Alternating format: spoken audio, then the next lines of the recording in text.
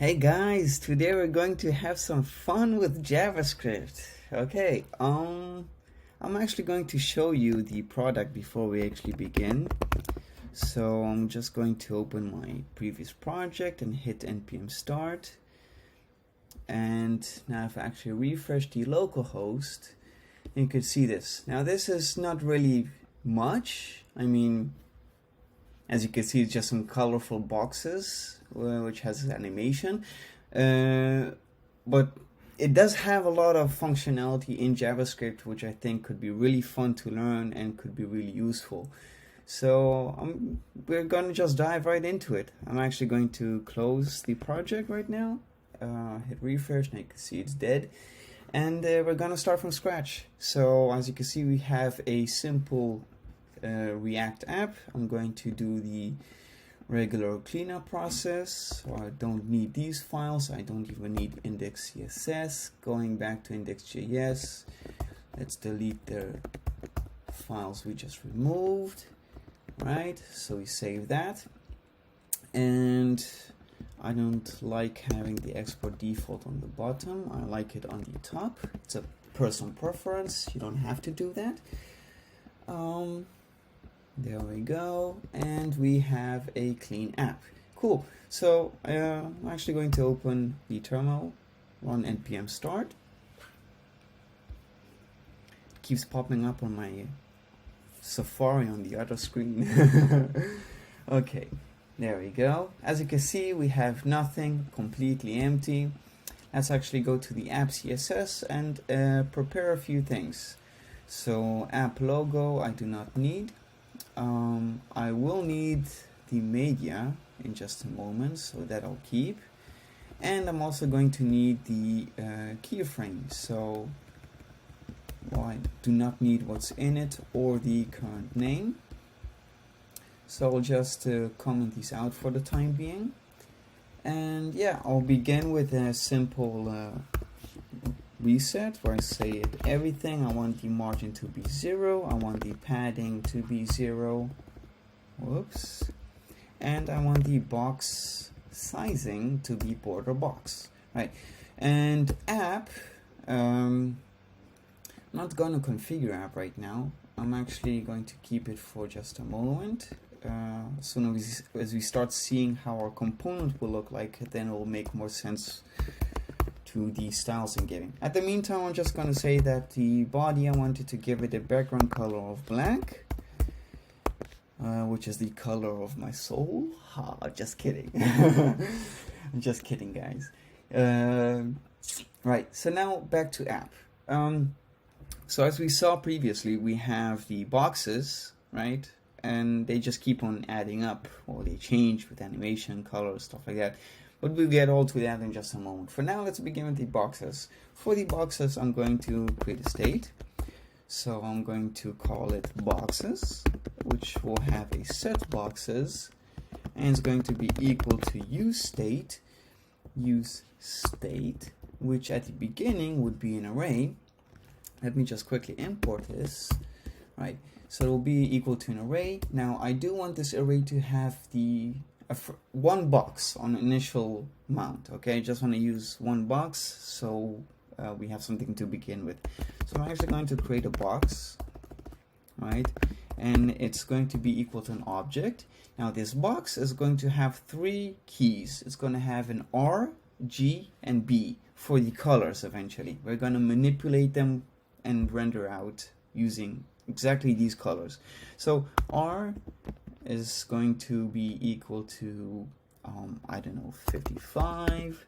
Let's say G would be equal to 78, right? And then we would have B would be equal to I don't know, 0, right? And then the box state would be an empty, and not an empty array, but an array with one box on mount, right? So now we have that.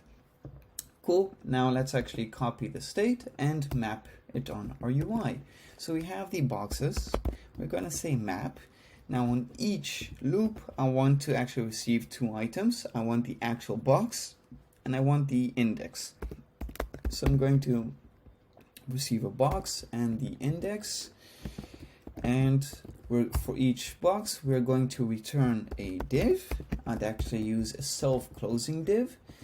Since we're using map, we need a key, which is why I took the index in this case.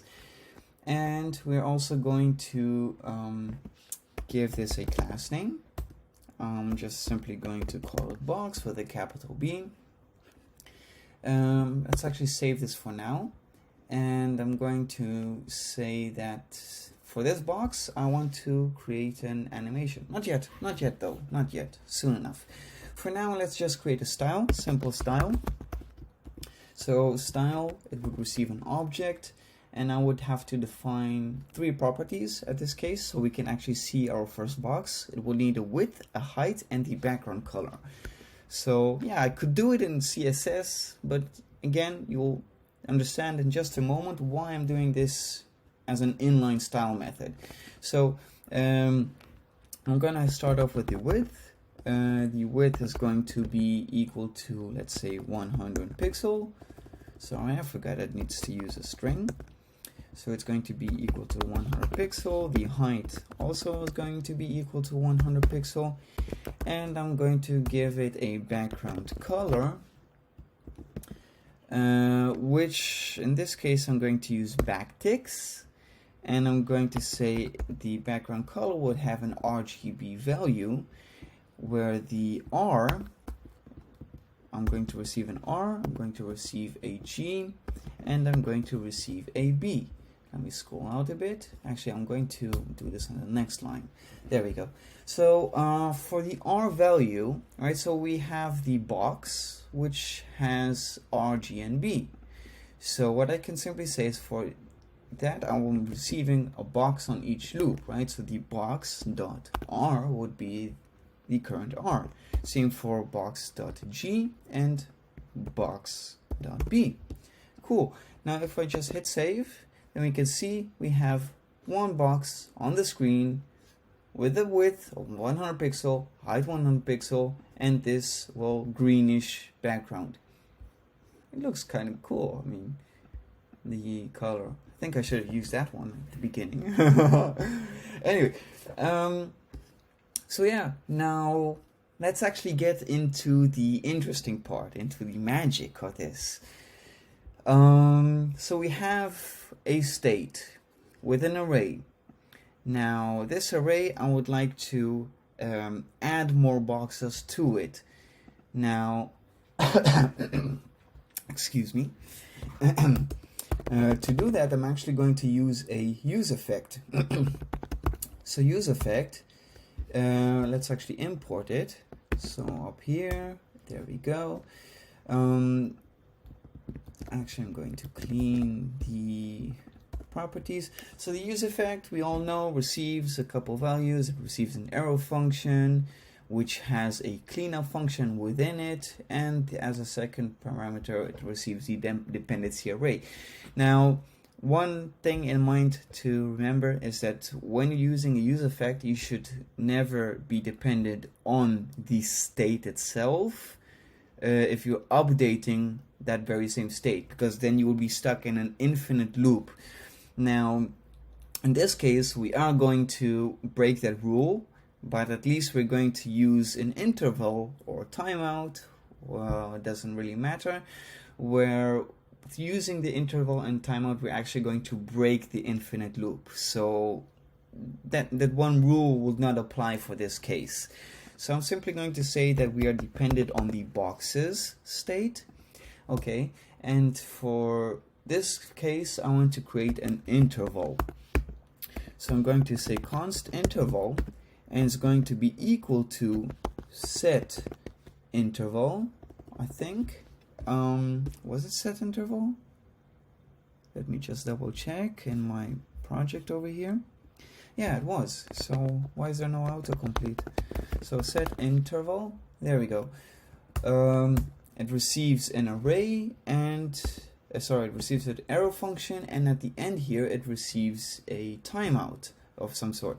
So let's, for this case, just say that every 100 milliseconds we would have this interval run.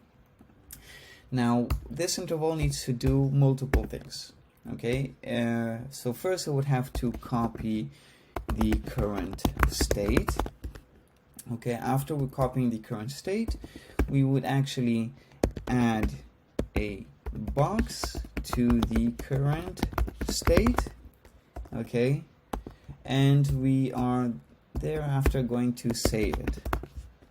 Okay, this is bugging me out. So to copy the state, we're simply going to say let copy copied, actually I'm going to say copied boxes, so that makes more sense, and it's going to be an array where I spread operate the boxes. Okay, cool. This is understandable, this we all know, so I'm not going to explain that. Add a box to the current state. To do that, I'm going to have to say the copied boxes, right? We are going to push another box to it. Now, this new box, for the time being, I'm just going to say that it's equal to the previous box that we pushed. So I'm going to say const next box is equal to copied boxes, and to actually receive the last box, we have to say the copied boxes dot length -1. Right, for those of you who have a tough time understanding what I did here, this is an array. So copied boxes is an array. I'm actually going to chart it out here. So copied boxes is an array which has multiple objects, right? Each box being an object. So just reminding you guys, so they are indexed from 0. So even if we have 3 boxes, their actual numbers are 0, 1, and 2, and not 1, 2, or 3. So in this case, my length is 3, okay? But to receive the last box, that means I need to target index number 2. So this is what's happening here. So I have the copied boxes dot length, so in this case it's 3, and -1, right? So that targets the very last index. So each time this next box will be equal to the previous box we pushed, right? So it's always going to be equal to the last one. So now if all we have to do is say push the next box. Okay, and to save it, we're going to say set boxes with the copied boxes, right? Now, this interval does need to be cleaned up in the return function. So here we're simply going to say clear interval, and we're going to pass in the interval we've created over here, right? I could have given any name, but I just called it interval, so it doesn't really matter. If I save this, then now we can see that it pushes many boxes one other to each other, and you can see my scroll bar actually going really small. So at this point there are many boxes running on the screen, but something does not work right. Okay, so now let's go to the CSS. Okay, let's actually style this to make sense. I'm actually going to close this, that's unnecessary. Alright, so to begin off, we have the app, which contains all of the boxes, right? So this is where I'm actually going to uncomment app, and I'm going to say display flex, okay? And if I just save it as is, then you can see what it does. It simply creates a row. So if I refresh, right, so it has this one row, but now it gets stuck. Now, it doesn't mean there are no boxes. There are multiple more boxes. They're just off the screen. We can't see them right now. So usually we could do flex direction row, right, which is the current direction. And then to break line, we would say, let's say flex wrap is wrap, right? So now we can see if we save this, and actually breaks each row within the new data coming in. So I keep scrolling down and you can see each row. But we can do this on one line by saying flex flow, okay, and this is equal to row wrap, okay, then I do not need these two anymore. Okay, cool, so that's the very same, and I'm just going to add an align items center and to justify content to the flex start, okay, which are currently the values in default if I'm not mistaken, but I want to add it there just for the case of security. So as we can see, we have this ugly line on the left. We have the boxes keep on scrolling down, having no color. So where's the actual magic? Now I'm just going to create a fade in animation, and then we're going to explain exactly how this magic happens. So for the fade in, I'm going to actually create this keyframe. I think I did it inappropriately. There we go. I'm actually going to uncomment both. So this keyframe, I want to call it fade in. And what's going to happen here, it's going to start at opacity 0 and is going to go to opacity 1. Okay, and for the media, I'm going to target this box. So let me just say that the box would have an animation, right? And it would have the fade in. I'm going to give it a 700 milliseconds and a ease in out, right? And now if I save this, as you can see, my I automatically got this WebKit animation and WebKit keyframes. I actually should show you this extension. It's very, very useful. So you know how CSS has partial support on partial browsers. So each browser sometimes has its own way of using CSS, which is not yet supported. So we have the WebKit and you have the Mozilla Firefox, stuff like that. Anyway, these are my extensions, and if you see here I have auto prefixer. So if you actually go to the extension store and you download auto prefixer, right, so what this would do is when saving and you use an unsupported styling, it will automatically use this. Like here you can see the use the WebKit and use the Mozilla or MS, whatever. I think it's, I don't know. Anyway, it's a useful trick. As you can see, it automatically created support for the unsupported browsers. But that's about it. So that's it for styling. If I would actually refresh the app, then you can see now we have the fade in, which is really cool. So I can now close the style sheet. We do not need that anymore. And now it's time to create magic. So I'm going to start off with the boxes, where I'm going to stop the screen from scrolling on new boxes, and I'm going to make sure that it actually covers the full screen size, right? So if I go wider or less wide, anyway, let's just dive right into it. So to do this, I'm actually going to create a variable on the very top, and I'm going to call it box amount.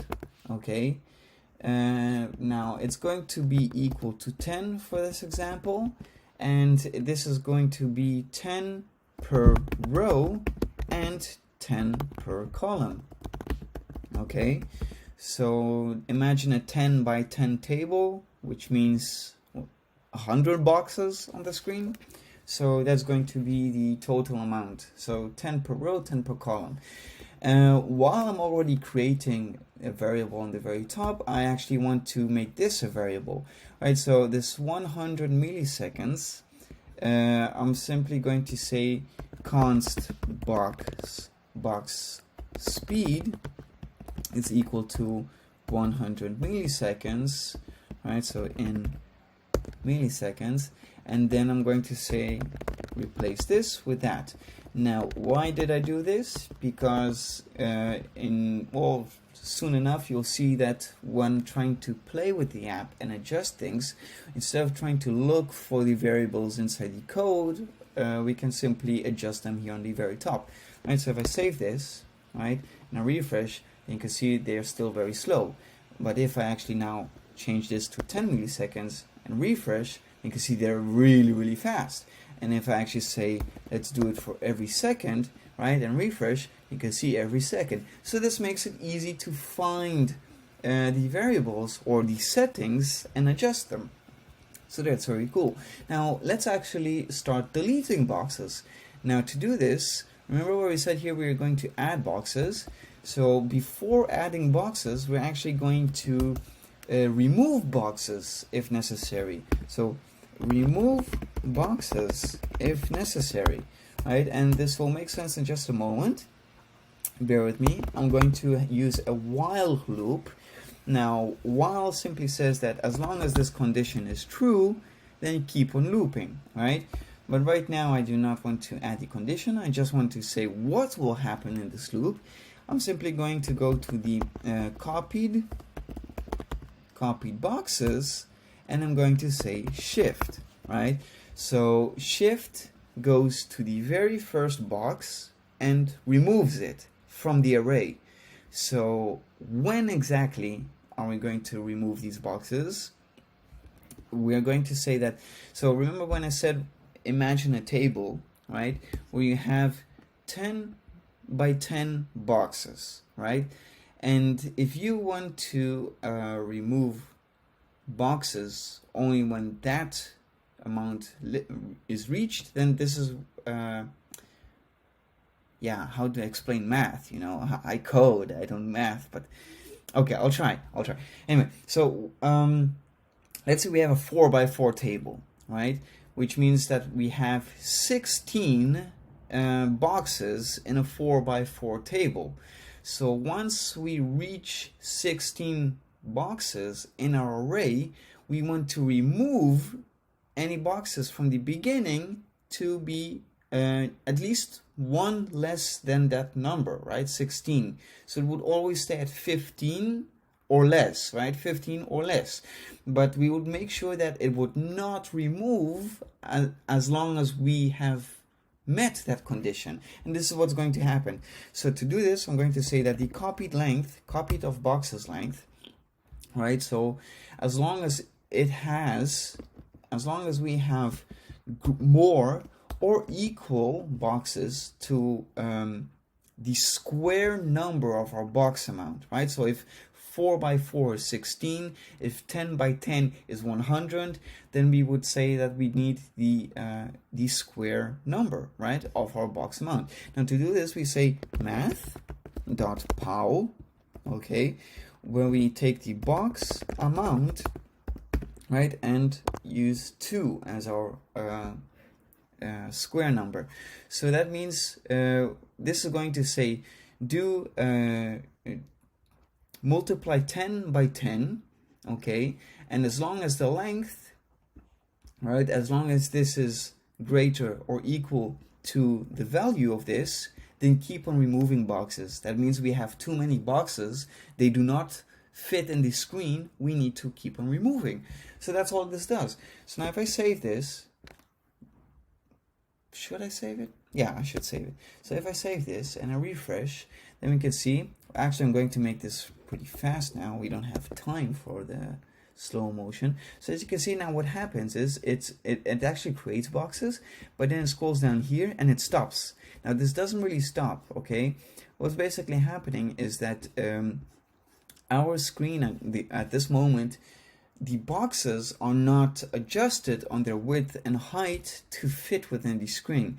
And now this is why I added the width and height to inline styling. So remember when we use this, so we can use the dynamic values, which at this point is pretty static, but we will change that in just a moment. So now we're going to do the same here. So instead of saying that the width is 100 pixels, right? So I can simply say, let's say if I would have the width be, I don't know, 100 view width, right? And if I would say that the height is 100 view height, this simply says for each box, I want the width to be the full width and the full height, right? Now again, we are going to use the box amount variable to calculate this dynamically. So now if we say that 100 divided by box amount for both of them, okay, and save this, right? So now if I refresh, then we can see many boxes. We don't have the ugly thing on the side, but I can't scroll no more, right? So this means we have 100 boxes on the screen which keep removing the very first one if necessary, right? And it keeps adding a new one to the very end. So at this point, when our screen is filled, we can't see this. But it is still adding one to the end and removing one from the beginning. This is what's happening right now. Now, to see this is where we're going to play with the colors. And bear with me, guys, it's just one last function and we have our fun project for today complete. So to do this, we're going to create another function. So you could do it outside the use effect, inside the use effect, it doesn't really matter. I'm actually going to make things a bit more clean. Just a second, guys.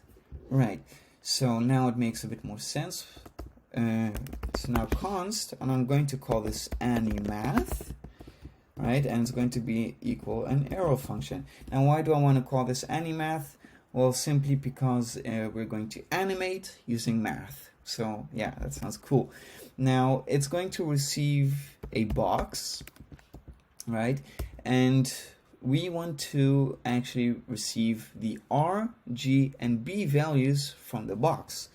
I'm not going to use a const because we might have to manipulate some values in just a moment.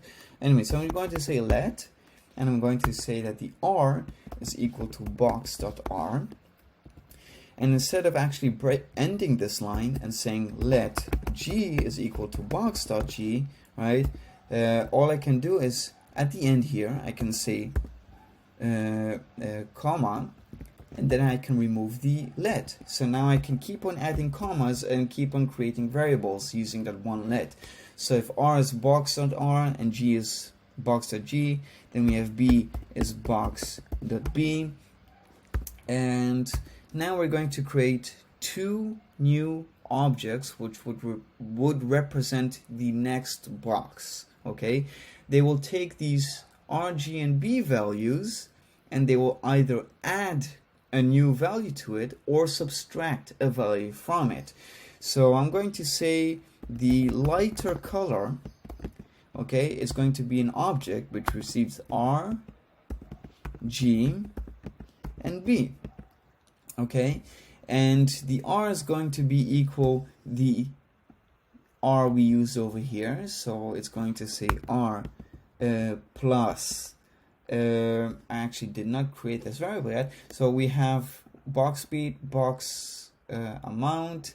We also need a I think it was, I'll actually call the color smooth, right? And again, don't worry, you will know in just a moment what this actually means and what it does, but for now I'm just going to say that this you can adjust this for color density between frames. Okay, again, when we come to the playing stage where we play with this, then it will really make sense. So the R is going to be R plus color smooth. Okay, our G is going to be G plus color smooth. Okay, and our B is going to be B plus color smooth. Awesome. So that is for the lighter box. Now we would have to eventually use a darker box as well, right? So we're going to make sure that it goes up and down by colors. So we're going to simply call it darker. It's going to use the exact same as a previous object, except we're going to use minus. Cool. So now we have that. Here I'm actually going to have to use this to end creation of variables. And now I'm going to create a state which will define whether we are incrementing or decrementing our values. Now I'm going to say const if increment and set if increment is equal to use state. I just want it to be initially true. It doesn't really matter if it's true or false. You can totally decide whatever you want. Anyway, so if it's if increment is true, right, and else if it's false. So if increment is true, I want then that means we have to return the lighter color, right? Because if we're incrementing, that means we're actually adding value, right? So it's plus. That means we would return the lighter box, right? And if it's false, then we would return the darker box, okay? Now, where are we returning to and where are we receiving this box from? So if we go back down here to the next box, right? So remember when we took the last box from our array, we're simply going to pass this to the function we just created. So if I say any math and wrap the whole thing, right? So now what this does is we simply pass this box to the function, right? It does its calculation, its small calculation, whatever, and then we return the new value to next box, which would then be pushed to the copied boxes. Simply save, refresh. Now you can see it starts from green and very quickly the whole screen turns white and it stays there. Now why does this happen? Why does it never turn darker? Well, the reason for that is because we're always incrementing, right? We never actually toggle the state to false. So what we have to do is when we are on increment or on decrement, we still have to ask one more thing, right? And we have to ask if our R, G, or and B value, if one of them have reached the maximum or minimum allowed value. So if we are actually going up with color, right? White, pure white means 255, 255, 255. So if we're actually going up, then I want to see that if R is smaller than 255 and that G is smaller than 255 and that B is smaller than 255, right? So why am I doing and not or? Because if I say or, that means that it's okay. So even if you have like at least two values which have reached 255 but one didn't, then keep on incrementing. And this is wrong because 255 is the max number. Now in a case like this where we have 55, 78 and 0. So in this case 78 would reach 255 first, right? And if this would be or, then it means that these still did not apply and it would still continue incrementing, which means it will even break our initial settings. So if we say and, that means it's enough that just one number out of these three have reached 255, then we can toggle or whatever we have to do. So in this case, it's enough that if all of them are less than the maximum value, then we can actually return lighter, because that means this check has passed, it's correct. But else, so if it's not, right, so if it's not a lighter box, then we have to set if increment to false, right? So we remember it for the next time we actually call this use effect when the interval runs, then it would actually automatically jump to the else statement, right? So we would set it to false and return darker in this case. Cool. Now we can simply copy this, paste it in the else, and do the exact opposite than what we just did. So if this was true for incrementing, then for decrementing we would say if actually let me just say I'll just select all of them. Right, so now we were doing the complete opposite, where we say if R, G, and B are greater than 0, right? Because now if we're decrementing, then we have to check that none of the values reach the minimum value allowed. So, and then if it's true, right, so if none of them have reached the minimum amount, I want you to return the darker color, else I want you to set the state to true and return lighter.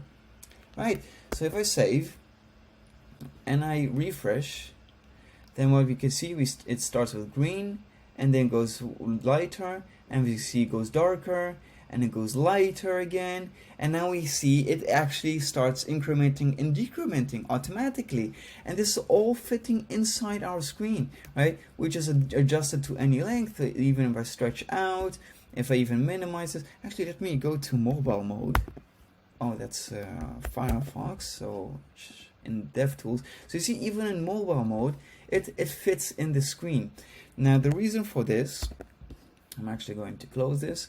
The reason for it fitting in the screen is because we adjusted the width and height dynamically, right? While removing dynamically using the box amount, right? So if I would like to adjust any of my settings, then I would simply say, if I want 5 per row, 5 per column, and save this, then we can really see we now have 5 per row and column, but the boxes also adjust with size, which is amazing. And if I want 50 per column and 50 per row, then it would still work. So we have 50 per row, and you can really see how it keeps, well, doing its magic thing. Now, what about this color density thing? If I go back to 10, right, and I say, okay, so color dense, the color smooth, what does it do? So if I raise the number, then you would see the smoothness of the color transition would be, well, less smooth. So if I save this on 7, then you could see how ugly the density looks like. If I actually go less than 1, so if I say 0.5 and I save that, then you can see it looks really clean. The transition is really smooth right now. Just to remind you where we use it, we only use it when adding or subtracting a value to the RGB, okay? So it basically adds this number to these defaults, or the last box value to be exact. Now, okay, let's return this to 1 and say, well, with box speed we've already played, so I'm not going to show about that. But yeah, if I wanted to make this simply faster or slower, it would be possible to just go to the interval, adjust the number here. But if you have this variable on the top with the rest of your settings, it just makes sense that you can easily find it and easily adjust it. It just makes sense, you know. Now, okay, cool. So what about this ugly green? I do not want to use that. So let's go and head off using the purple I had in the demonstration before. So 16, 0, and 43. If I would save that, refresh, right? So now we have this nice purple starting off, and then you can see it really transitions up and down using that same purple, and yeah, you could just keep on playing with this. So now if I say the color smoothness, I'll give it a 0.1, and I would say, let's say 42 boxes per row and column, then you can see it really adds a whole bunch of boxes, but the smoothness is also adjusting itself to it. So now you can see it slowly transitions to white until once it would hit there, well, it's really slow because 0.1 at the moment. So imagine it keeps adding 0.1 to this value and then adding more to it. Anyway, you get the idea. So yeah, this is it, guys. This is it, guys. I really wanted to just show you how to have some fun with JavaScript, integrating it with React. Yeah, so I hope you really learned something from this, because I'm always up for you know, deeper understanding JavaScript. It's really the most important fundamental out there for front end and back end. I mean, seriously, it's the next generation of full stack developers. So JavaScript, yeah, yeah, man, yeah. Anyway, I think I'm done babbling. We had fun. I do want to mention one thing though before I wrap this. See where boxes in my use effect, it tells me something here, right? So if I hover above this, then if you can see React hook use effect has a missing dependency if increment, right? Now if I would say quick fix, right, then it could simply say add it to this. But I know that now each time this would change, right, actually if I would remove the function from the use effect, I want to show you something different. So now this was not needed. Now it would say that it's missing any math. Okay, so the function we just removed from the use effect, it wants to add it to it. So this is, now if I just hit Command dot on my Mac, then you can see update dependencies. Now if I actually select that and add any method as a dependency, then look what happens. Right, so the function is, well, it screams at us. So remember when I said that boxes, right, so each time we set boxes in our use effect and we have the same state as a dependency, it would hit an infinite loop, right?